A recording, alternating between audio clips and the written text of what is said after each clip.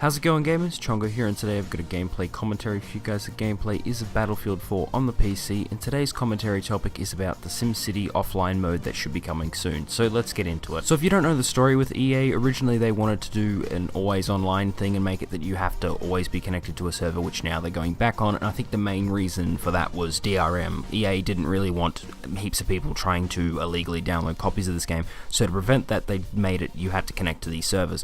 Now this was really bad and no one really liked it because it just seemed pointless. I mean, if you didn't have internet on your home you couldn't play a single player game. It got people really mad and it was really pointless.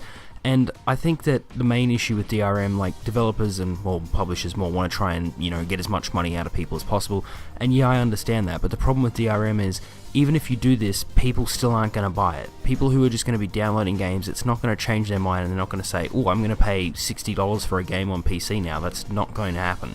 The people who are going to go and download these games are going to just wait until probably now, and when it's eventually going to be cracked, or if it already has been, you can go and download it illegally anyway. So it seems a little bit pointless that they really like to implement these DRM systems when they obviously don't work. People who want to get around it still do get around it. So I think it was very silly by EA trying to force this, connection for people who obviously didn't need to connect. There was no real need for multiplayer in that game, and if people wanted to play by themselves, they should have been able to. It shouldn't have made you connect to some server so you could play online or just play single player and have leaderboards or silly things like that. And also the other problem with having to always be connected to a server, besides it just being plain annoying, is that it can cause problems when no one can get on at all. I mean, the first 2 days that SimCity was out, I believe, I don't think anyone could get online. It was just the servers were down, and it was a terrible launch, and it basically impacted the game badly because anyone who didn't pre-order or who had already, ordered the game wasn't really going to get the game, because what's the point of getting a game you can't play?